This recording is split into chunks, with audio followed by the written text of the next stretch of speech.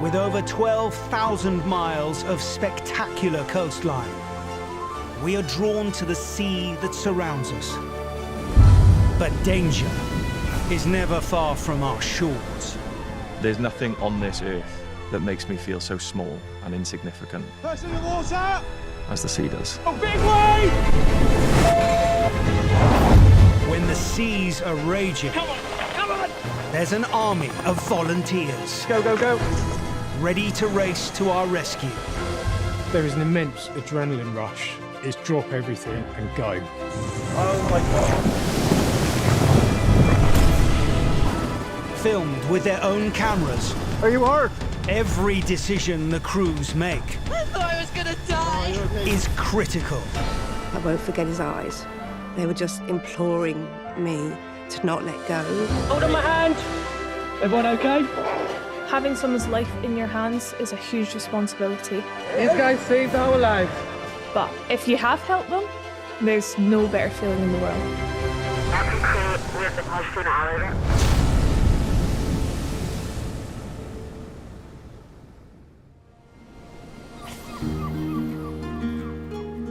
On the south coast of Wales, looking out over the Bristol Channel, is the small harbour town of Porthcawl.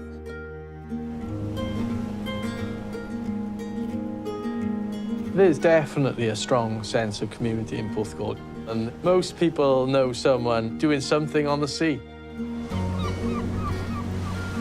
Every time you're walking down the seafront, you know, you're saying hello to 4 or 5 people, and everybody I know is either a surfer, a fisherman.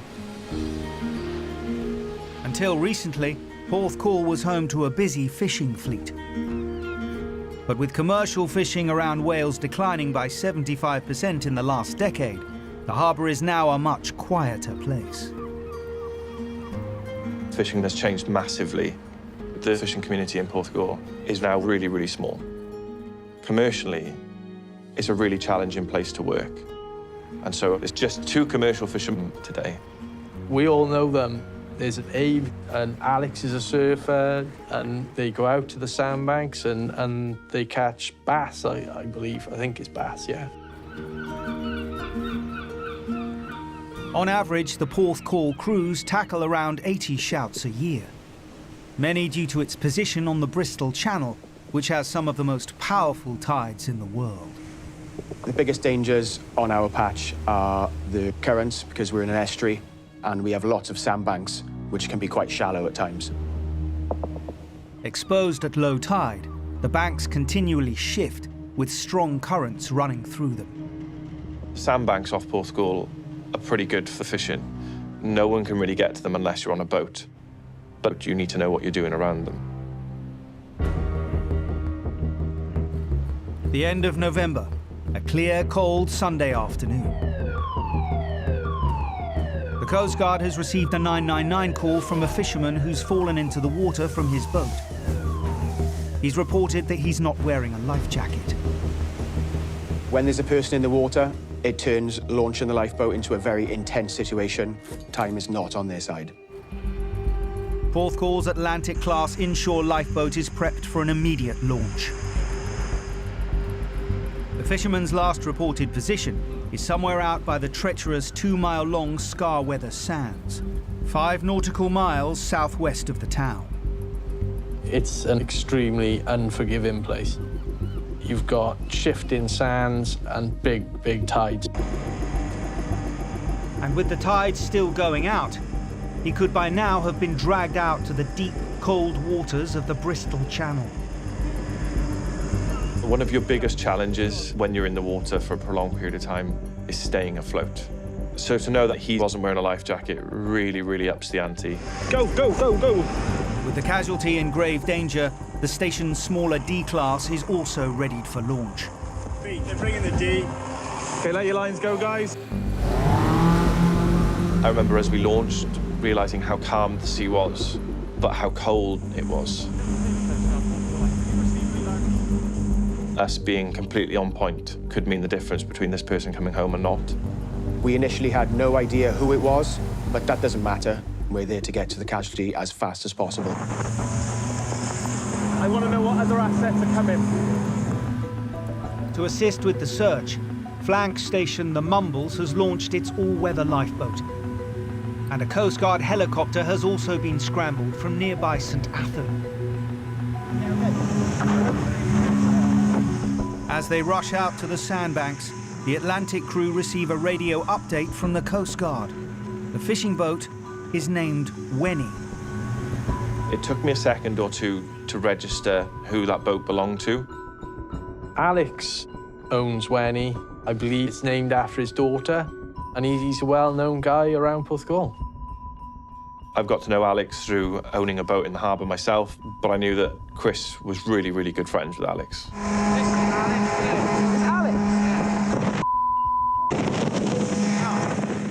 I've been friends with Alex for probably 4 or 5 years now. Pretty much from the pub. He's a good drinking mate. He's a really good guy. That was the first time that I'd ever gone on a shout to somebody I knew. Kind of turned from a generic shout to me trying to save my friend. But with the tide now at its lowest point, the Atlantic crew can't navigate directly to Alex's last reported position without the risk of grounding their boat. Because of the sandbanks, you can only search in certain areas to avoid getting into danger yourself. As they weave through the narrow channels, the crew spot a fishing boat. The skipper of this vessel is Porthcawl's only other fisherman, Abe. Where's he? Alex has fallen overboard. His boat is on the beach. He'd seen Alex's boat go past, but he hadn't seen Alex on board. He turned his boat around to try and help us search as well, which just gave us a glimmer of hope that we may find him a bit quicker. But even with Abe also scouring these waters, the crew know that separated from his boat in the strong currents of the Bristol Channel, Alex could be anywhere within a vast area. Trying to find somebody in deep open water, especially like 6 miles out to sea, is very difficult. Realistically, all you're going to be looking for is their head, which is very difficult to find. The crew's only hope now lies with reports from the Coast Guard that Alex may be clinging onto a buoy. So, we need to track a boy. It sounds easy that they're clinging to a buoy, but there's not just one buoy out in the sea, especially in that area. There's 3 buoys out there, and they're all spaced very widely apart. The closest marker buoy to the lifeboat is about 3/4 of a mile south of Porthcawl Harbour.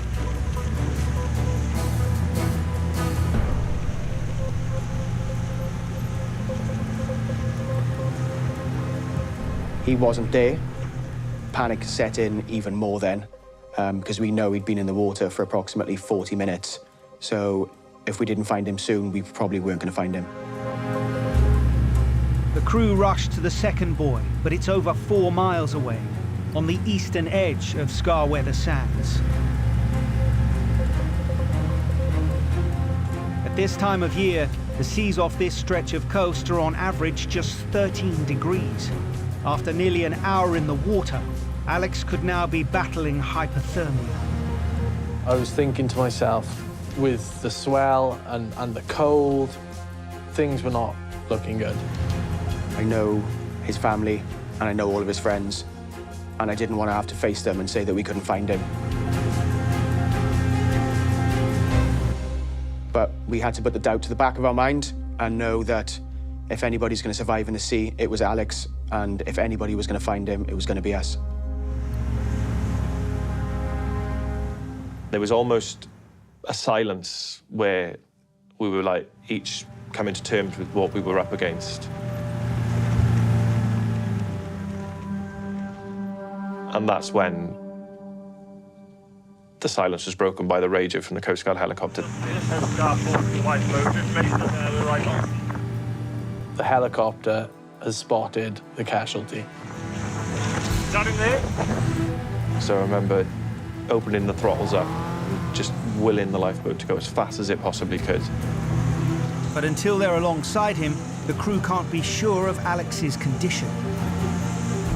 We hope he's conscious. Okay, nice and slow, guys. You don't know what water he's ingested. Side going? Port side, please. Port side. Your side. It's not time to celebrate until he's on board and you know he's safe and well. Just watch that boy. He's not attached to anything, OK?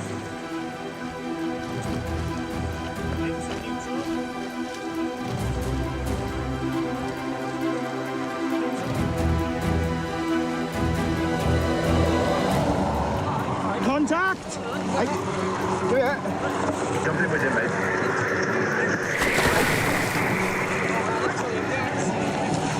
Oh my God. Hang on, hang on. When you pull up next to him, he's conscious, breathing, talking to us. It's just incredible. We were all very relieved. That resilience to survive, wow. That's it, Al, you're in there. But you can't let your guard down. I get out the window, yeah. Alex has been in the cold November sea 6 miles offshore for well over an hour. You could visibly see he was shaking, he was hypothermic. The lifeboat crew must urgently get him medical attention. We'll get the paramedic on you. From the Coast Guard's winch paramedic.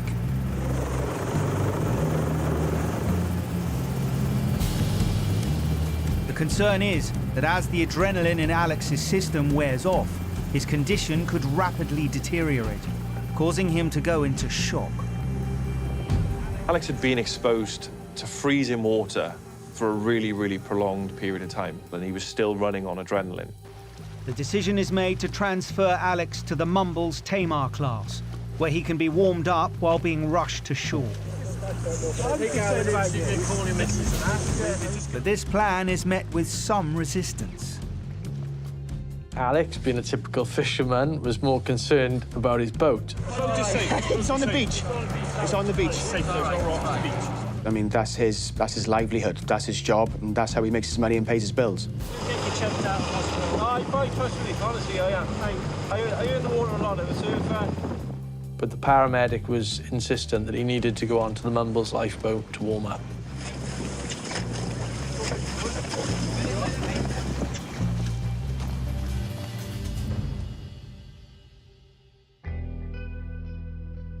Floating out there on my own, it's quite a strange experience, really.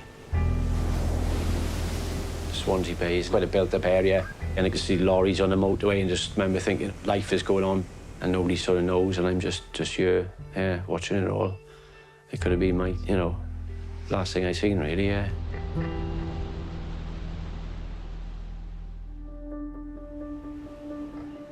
With the tides ideal for fishing on the sandbanks, Alex had headed out to Scarweather Sands earlier that day. But as he lowered out his nets, his legs became tangled in them, and he was dragged overboard. As soon as I popped up there out of the water, floated over my eyes, it was just, I could see the boat going away off on its own.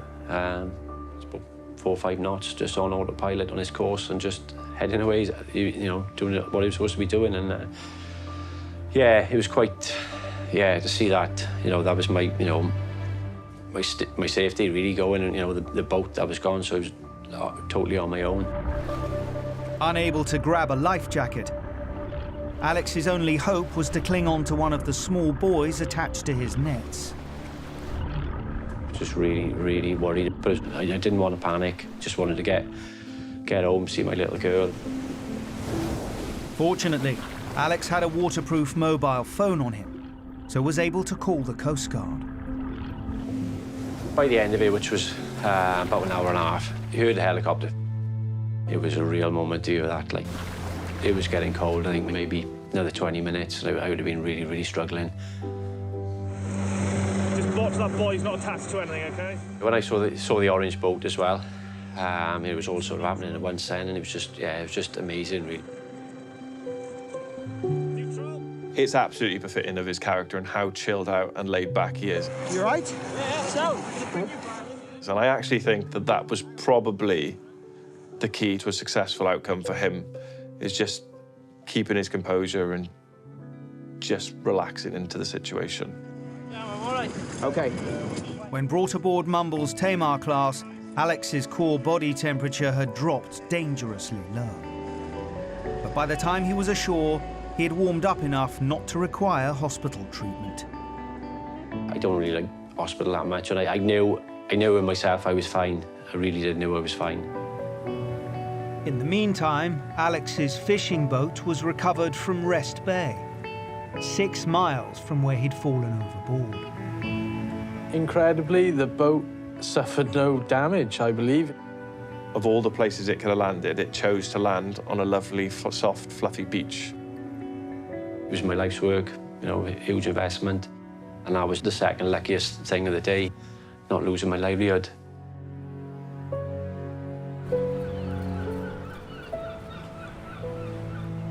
To get home and see my family, see my little girl, and it was just the best feeling in the world, just to see them, and that's what it's all about, you know, and get home and see your family and your loved ones, and it's fun, you know, best in the world. I think Alex was incredibly lucky, you know, to not be pulled under with his fishing gear, and it could have been horrific. And the fact that phone worked and he could get through to Milford Haven Coast Guard is incredible, really.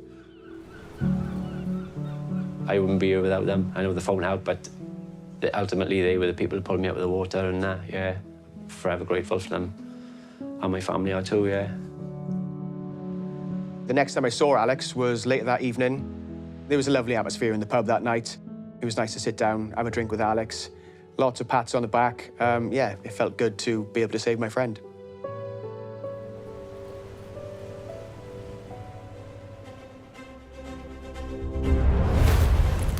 Each time a crew member heads out to sea, they know that every decision they make could mean the difference between life and death. Give me a hand. Every decision that we make has an effect on a casualty's life. We've got to make split-second decisions, and it's got to be the right one. Can you hear me? Wakey. You've got to think about the risk that you put yourself and your crew in, but also the benefits of rescuing people. Hold on. Stay there. When we come to making decisions, it's instinct. We're trained that well that it's second nature. Quick ahead, Bunsey. Okay, contract! Situations be very, very dynamic, and you have to be very fluid with your decision making. The sea always lets you know that she's in charge, and sometimes she gives you a sharp reminder to give her respect.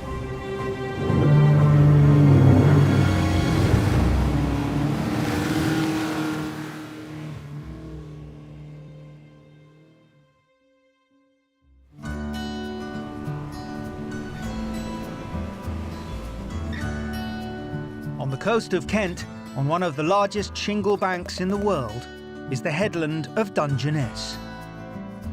Dungeness is a love it or hate it place, unique landscape. Desolate. There's not a lot around it. We've got a couple of lighthouses and a little railway and lots of cottages that used to be railway carriages. It's bleak. I think they sometimes class it as the world's largest known desert, but I'm not sure that's true anymore. Covering more than 500 acres, the shingle bank at Dungeness is steadily getting bigger. It still now grows 8 or 10 metres a year, so over 30, 40 years it's getting further and further inland from the sea for us when we launch. The Dungeness lifeboat, first established in 1826, launches from the beach directly into the busy waters of the English Channel. There's only a narrow expanse of water between here and France, 30-odd miles. And we've got a great big shipping lane right in the middle of it here, so it's like the M20 going up and down. It's classed one of the busiest shipping lanes in the world. Such a large volume of shipping provides a steady number of call-outs. And though the Dungeness crew still attend broken-down boats and stranded paddleboarders, in recent years they've increasingly been tasked to a new type of shout. Thousands of migrants each year are still risking their lives by crossing the Channel to the UK. We've gone from, say, the pleasure industry a little bit of fishing boats 20 odd years ago to small boat crossings.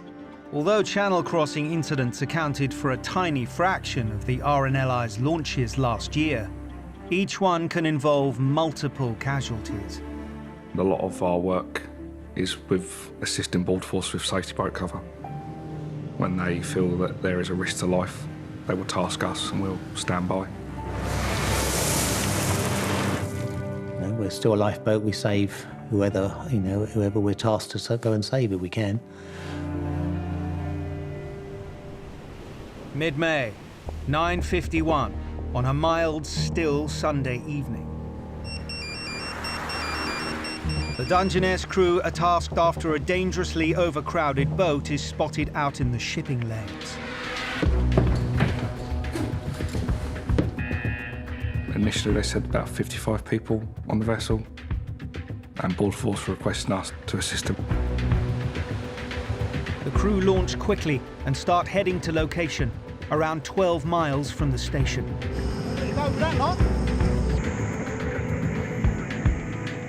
We were heading out to the position we were given at the best speed that we could. On every small boat crossing, we just get ourselves ready. We have 2 crew in dry suits. We have our sea stairs with us. The crew continue to prepare for every eventuality, just as a new message comes over the radio.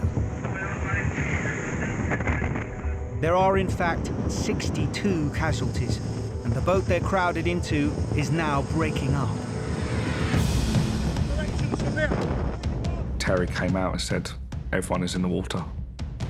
And he said, they got asked how many, and they replied with, all of them. I don't think I'm out of it. It's terrifying when you hear that. Because you feel helpless. You've got a multi-million-pound asset. You've got highly trained crew. We've got all of the kit that we needed, and we were 18 minutes away, and you couldn't do anything.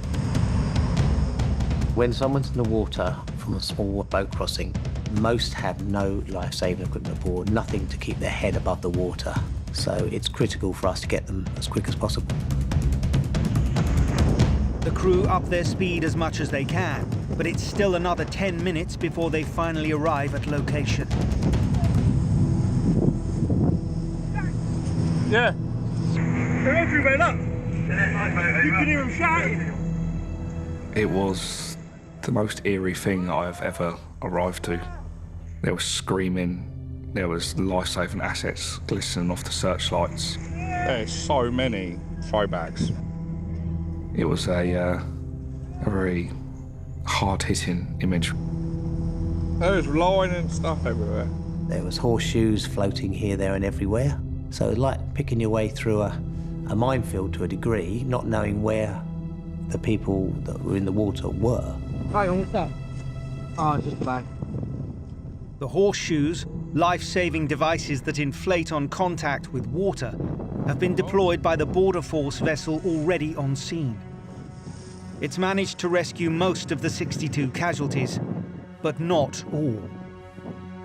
We headed over towards that boat, and it became evident very quickly that there were 2 people that were caught in lines at the water level at the side of that boat. The lifeboat moves in, but because of all the debris surrounding the 2 casualties, the crew can't risk going too close. Never seen anything like it before. The way that the 2 casualties were sort of trussed up in the lines, that they just could not move. They were just hanging from the side of the boat in ropes and lines. You get these over? Yeah.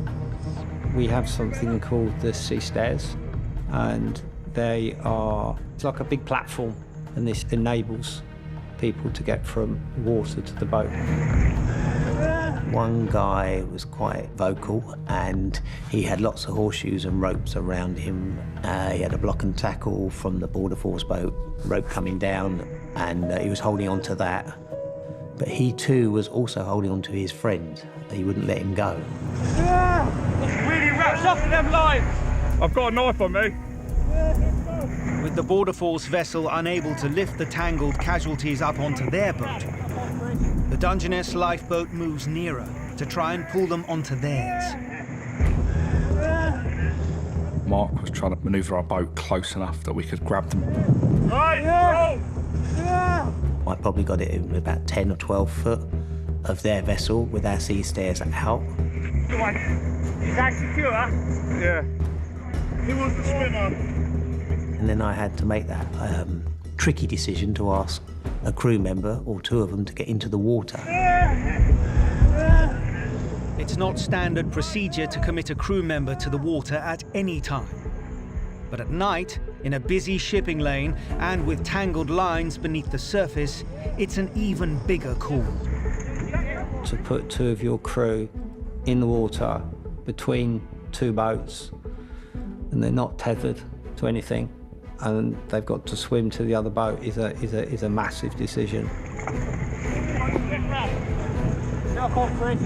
To send these guys in was a big ask, you know, and a responsibility.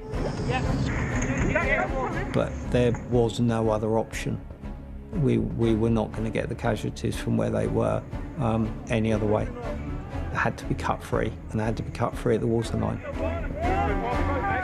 That's it, Jack. You might have to end, mate. So I asked Jack first, and he, yep, no problem, he said. Jack, if you do, I've got a throw bag for you, yeah? I've got one. I remember shouting back to the coxswain, "Are you happy for me to go?" Stay off the What I got was, "Go." Stay off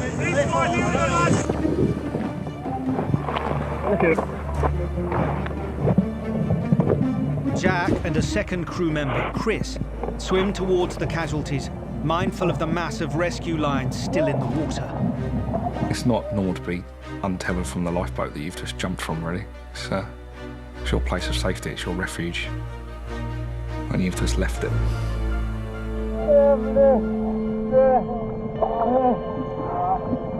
Once I got to the casualties, I realised there was a second person very much looking unwell.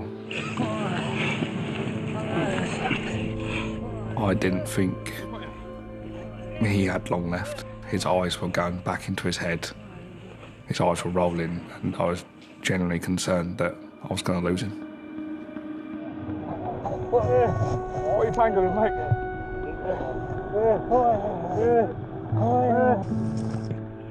Right, he's going to want to come this way. You come and go, sir. You see the terror in their eyes, and I don't mean that lightly. I mean that they were frightened. They were absolutely frightened, especially the guy that was holding his mate. They were very desperate. He would not let go of the rope that he had in his hand. He was holding on. I think they're holding on for dear life. In that sort of moment where it's life or flight, you will hold on and you will not let go to the thing that you think is going to keep you alive. So even though we tried to get him to let go, he wasn't letting go.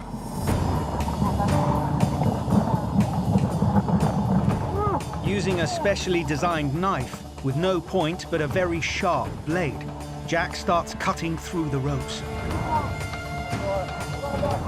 My head is hitting the side of the other vessel. I'm also worried about getting myself tangled. But after a few minutes, Jack finally manages to free the casualty.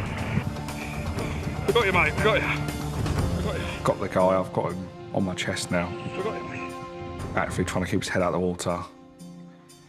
He is life or fight with the ropes. He will not let go of them. It's great. Come in. But with Chris's help, both of the casualties are dragged towards the lifeboat. Right. You got him? You gotta let go, mate. You gotta let go. Let go. We managed to recover onto the sea stairs and then pull them up onto the deck of the boat. Your turn. It's all good. No, it's taking me twice. It's too cold. They were cold.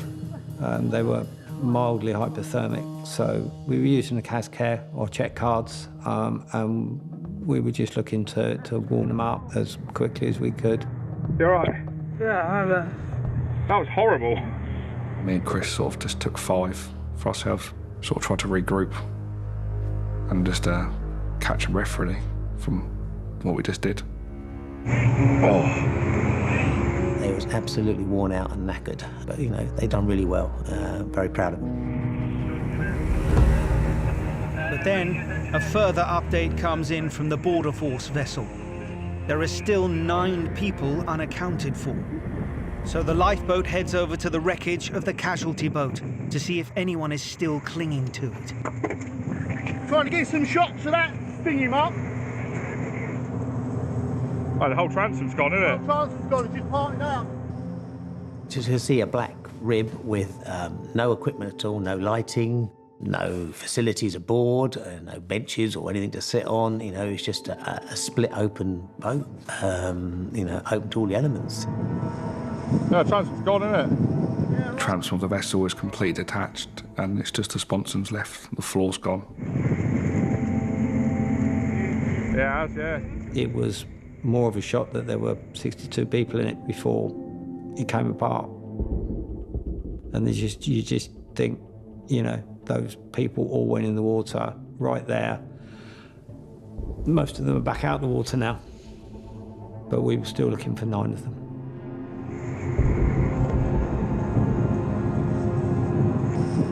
The shoe there. There was coats, debris, shoes floating around near it. It's just, yeah, there's a lot of debris coming from it that could be a person. Every time you see a glimpse of something high vis, you're double checking, making sure there's no one in it, there's not an arm attached to it. It's yeah, it was quite a horrific experience, really. All right. It's cold. It's the one with the long hair. He's more cold. He got a lot of water on him. Yeah. While most of the crew look for more survivors, John is growing increasingly concerned about the 2 they have already rescued. Do you want anything from John? We got the 2 casualties into the wheelhouse, one of them into the survivor's cabin, but the other one collapsed in the wheelhouse before we get them there. You're right. Secondary drowning is a big thing. They get a lot of water inside them. You can get them onto a lifeboat and they can seem absolutely fine, and then the whole body suddenly shuts right down and says, that's it. You're right, mate, you're safe. We got you. We got you. Don't worry. Last thing we want them to do is to do all that good work of saving them, getting them aboard, and then they don't make it. It's got 2 blankets on under there as well. Really? Neither of the casualties, I don't think the entire time we were on the boat, spoke a word. It was like they just sort of shut down. He spent a lot of time with his head in the water. Yeah. As the 2 casualties' condition continues to worsen, more information comes over the radio. Just to report, we have 9 casualties on board. We were told that the 9 people that we were searching for were accounted for, and they were on another asset. And they would like us to transfer everybody on our boat across to the French vessel. You all right? Yeah, mate. Yeah, I'm good, mate. Having transferred the 2 casualties, and after almost an hour and a half on scene, the crew begin the journey back to Dungeness. You were very aware that the 2 people that you just recovered, they wouldn't have survived had we not been there and done what we did. You saved 2 people's lives in that instant as a crew, not just one person, but as a crew. It's good. In total, 62 casualties were pulled from the water that night. All but one of them survived. It just brings it all home, you know, the reality of it all. It's this close to surviving and losing your life. In my mind, no one deserves to drown. You know, so we signed up for the RNLI, we're happy to do it, happy to help anyone in trouble, whichever country they come from. The work with small boat crossings is very unique, and end of the day, the RNLI, they're not there to judge how or what they got into that situation. We're there to save lives at sea, and that's what we will do.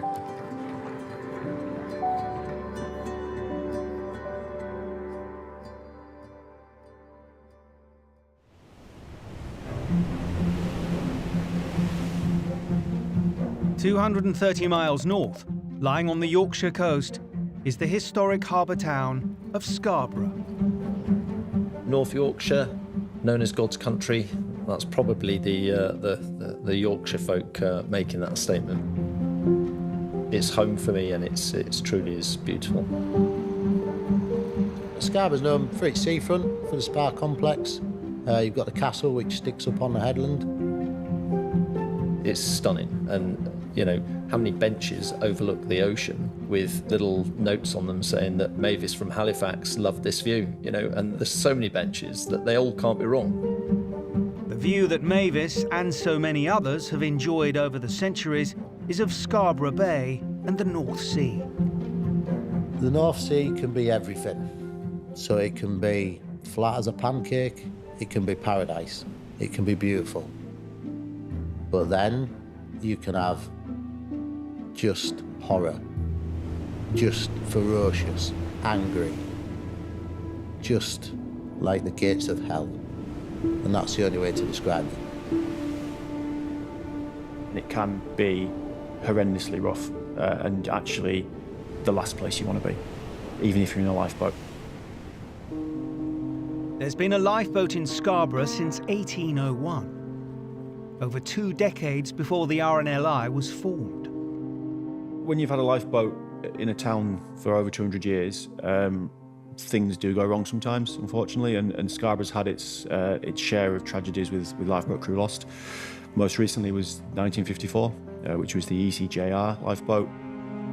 The ECJR regularly escorted fishing vessels safely back to harbour in stormy weather, and had spent the day doing just that on December the 8th, 1954.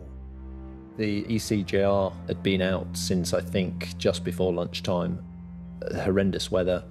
Lots of fishing vessels have been brought back into the harbour by that lifeboat. Towards the end of the day, they got news that all of the boats that had been out were accounted for, so they turned for home, and as they entered the harbour, the boat was capsized and 3 crew members lost their lives.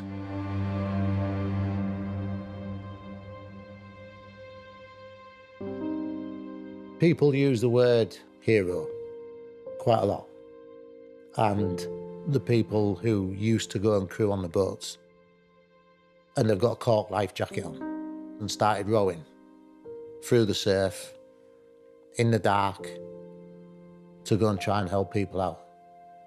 They're real heroes.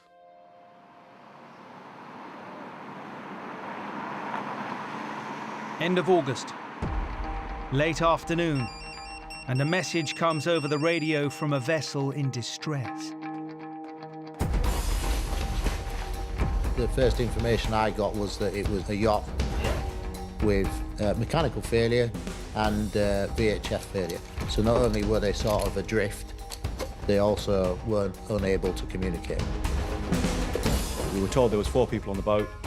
We knew they'd been there for at least a couple of hours, and they weren't going anywhere. So it was time for us to go and see what we could do to help. With just a few hours until sunset, the crew quickly launched their Shannon-class all-weather lifeboat and head to location. The yacht was positioned to be about 3 miles from Scarborough Lifeboat Station, a good mile to a mile and a half out to sea. The things that are going through your mind is, okay, we're going to start heading towards darkness. With the casualty vessel losing power for the navigation lights, any other boats navigating the area wouldn't see you. So it's got potential to go very wrong. 8 minutes after launching, the crew get a visual of the stricken vessel.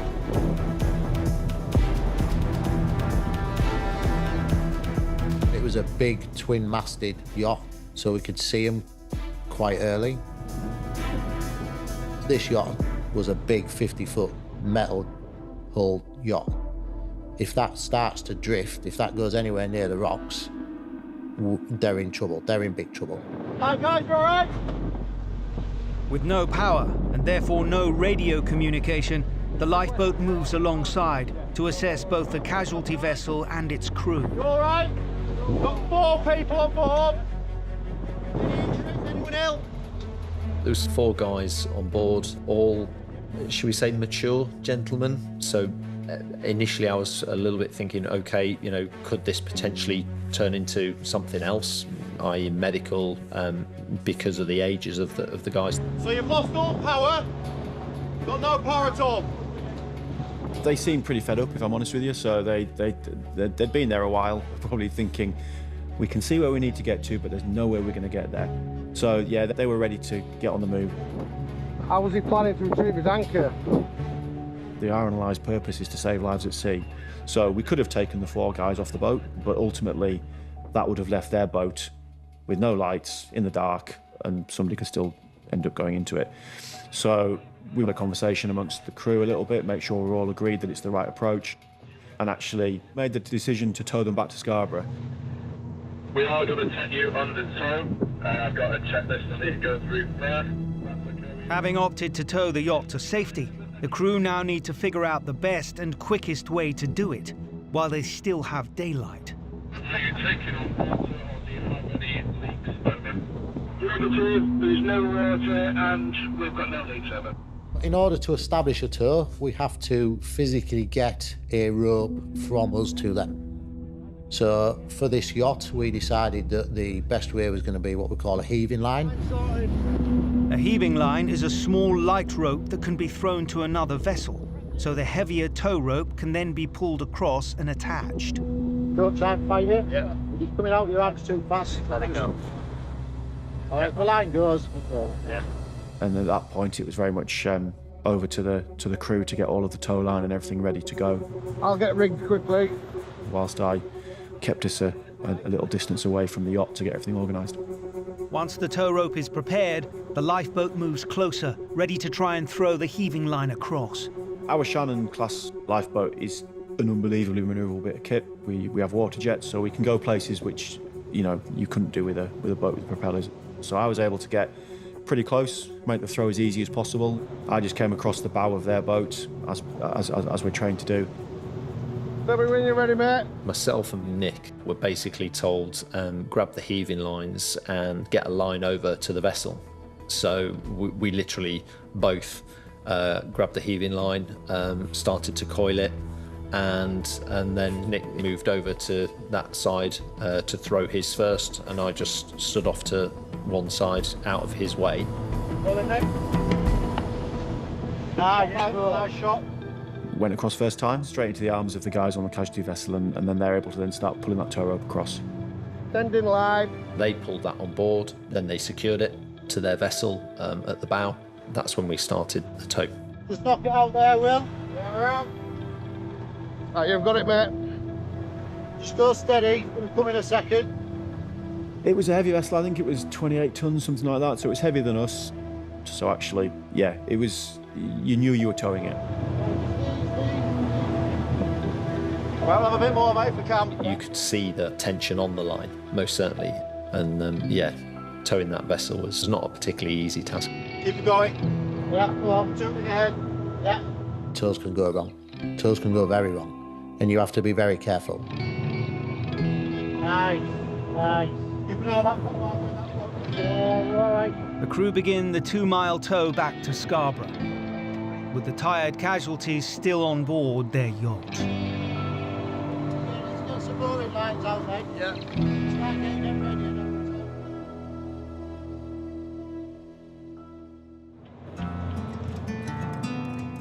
I basically built the boat myself, you know.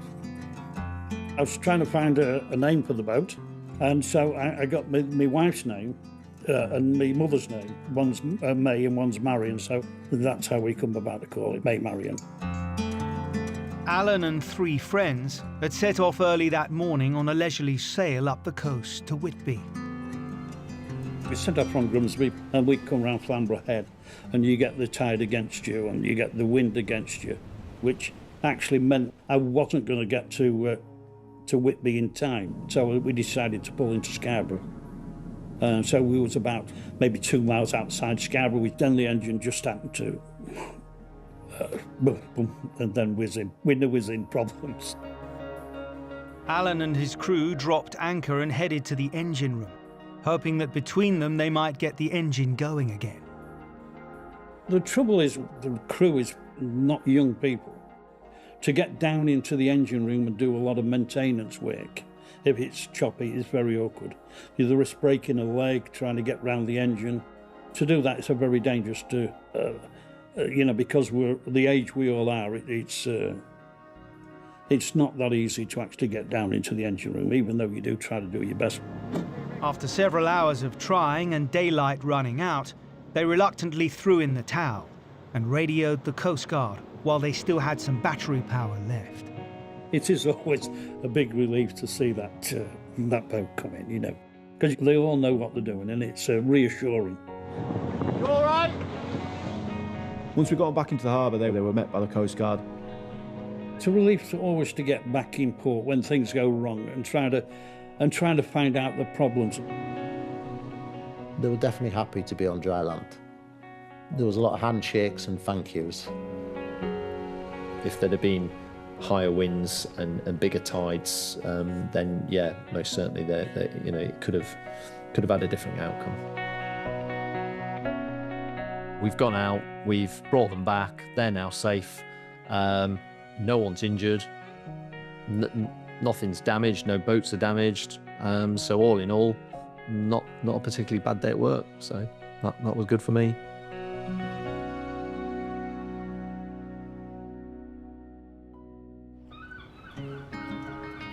"20 miles east of Edinburgh, on the south shore of the Firth of Forth, lies the town of North Berwick. There's been a lifeboat station in North Berwick since the 1860s, and back then there was a lot of merchant and fishing vessels. Now, the bulk of what we do is probably tourism and leisure related. With so many people coming to the town and enjoying the coastline, it's more people with kayaks and paddleboards. This increase in leisure activity has prompted the creation of a local surf life-saving club, set up and run by lifeboat crew member Matt.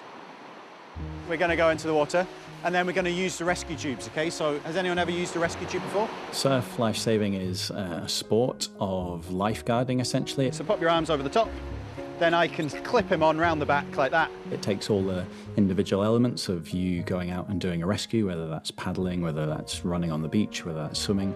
Go, go, go, go, go, go, go, go, go, go, go, go. Oh, Delta. So you can hone those skills and become the best lifeguard that you can.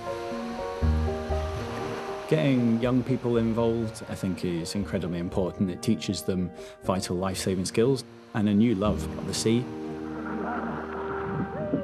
We've got the lifeboats who can come and respond to us, but there's no one really there to prevent you getting into trouble. The seas around North Berwick can get really rough. We're exposed to the northeast and the North Sea, and it can really roll in with a lot of power. The weather can change really quickly. Particularly with an offshore wind, it's quite easy for people to get caught out.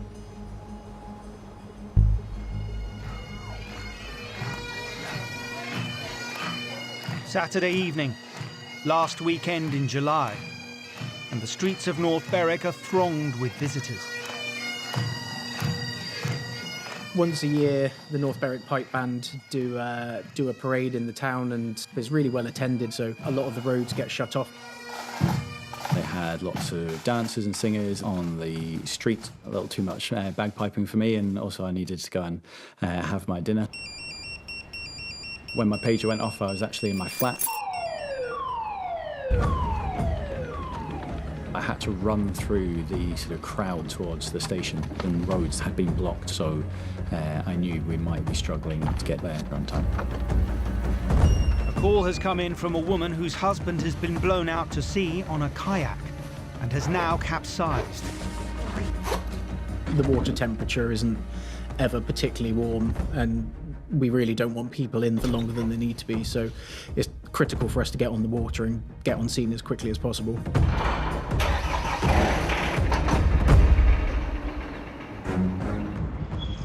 You are tasked to a upturned kayak located south of Fidra. You will be in that vicinity in approximately 7 minutes, I think. North Berwick's D-Class launches and heads for the kayaker's last reported position, close to Fidra Island, over 2 miles west. The wind was offshore, which was pushing the casualty further out to sea, and coupled with that, the tide was going out, which meant that with both of those together, he was drifting fairly quickly. That's the information we have at this time. Yeah, 35-year-old white kayak. Capsized, no life jacket. Knowing that the casualty didn't have a life jacket on made it even more urgent for us to get there as quickly as possible. To save precious time, the crew decide that because the tide is still high, they can take a more direct route along the coast, known as the West Passage. It can save a lot of time, but it takes a very experienced crew member, and the helms are well aware of the route that they need to take to make sure that any of the rocks sitting just below the surface aren't going to cause you a problem. Got that white boy. Got one there as well. Yeah, got everything. As we headed further out west, the waves are getting a little bit bigger. It can be really tricky to spot somebody in the water, particularly if there's a bit of a swell. The waves can quite easily hide somebody. As well as the strengthening waves, the crew also face another problem. The sun was setting, so it was not only did we have the glare to contend with when we were on our way to the casualty, it was also a factor in knowing that we needed to locate them as quickly as possible with the light going. 5 minutes after launching, the crew arrive at the casualty's last reported position. But there's no sign of the kayak.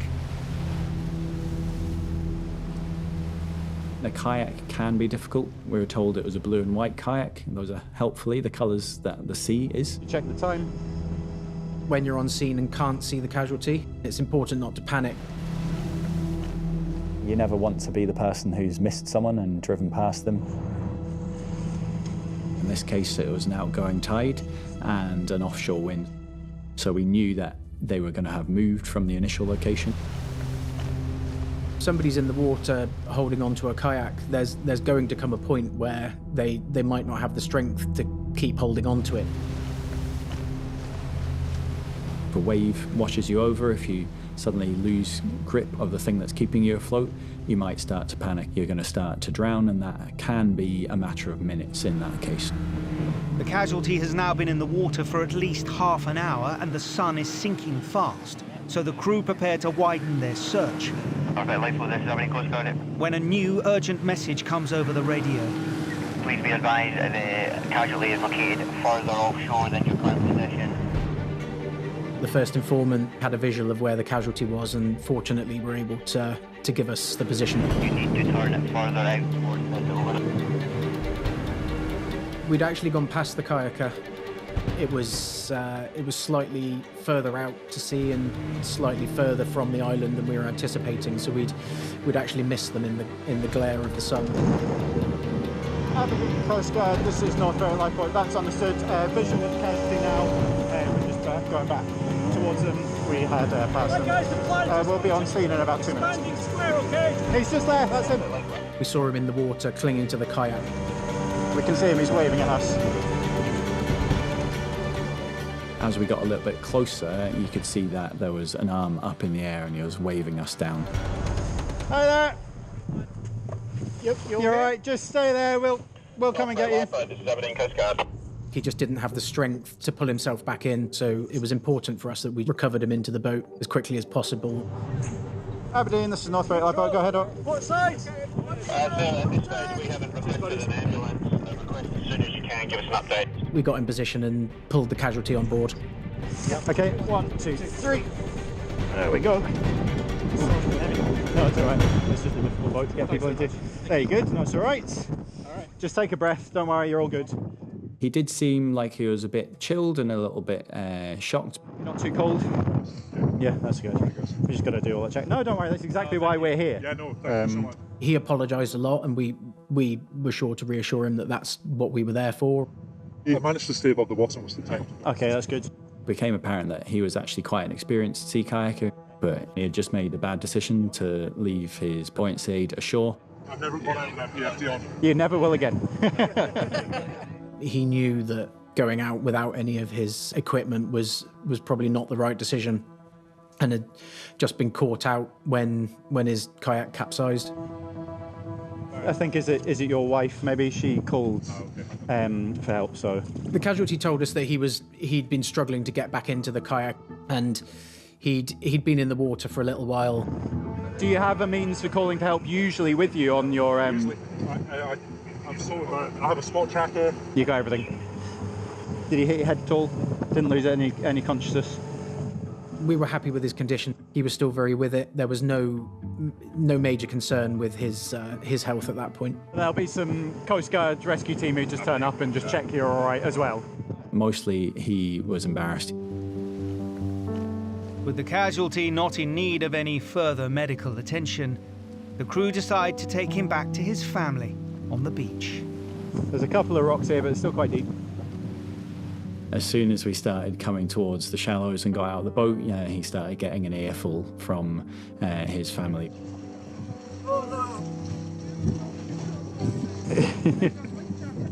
There's the round. Just had to say, good luck, mate. Hope everything goes well with the family ashore. Yeah, he was saying... Yeah, he was very embarrassed, so... Yeah. With the casualty reunited with his family, the crew prepare to make their way back to station. It felt like a job well done. It was something that could quite easily have turned pretty serious. If the casualty had been in the water another hour, if nobody on the shoreline had spotted him, with it being dark and drifting further out to sea, it could have turned really nasty. Whenever I run one of the surf life saving sessions, I always try and tie in some lessons from the real world. And this one is really one just to say how even if you're feeling confident and you're experienced, the unexpected can still happen. The sea is unpredictable, so you can't necessarily plan for everything.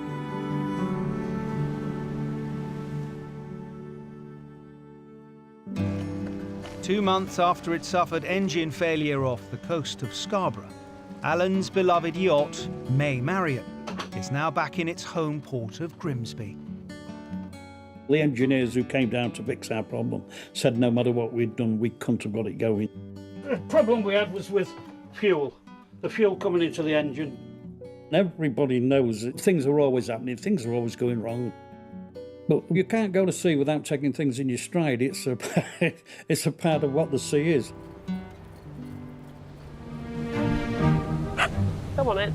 Good boy. And since being pulled overboard by his fishing gear off Porth Call, Alex has given his boat's safety kit an overhaul. I always got my life jacket on now, always, would have made things a lot easier. And he now has a new companion to go out to sea with. This is my little dog, Sam. He's a good boy, good helper, and you. Hey, he don't like the rain so much, but he puts up with it. Okay. It is very easy to capsize a D-class in surf conditions. We're gonna get wet, mate. You okay? I thought my daughter's gonna watch me drown here. You could see two people hanging on for dear life. I just saw the hull breaking open. I was scared for my life. Come on! You have to run on adrenaline because it's life or death.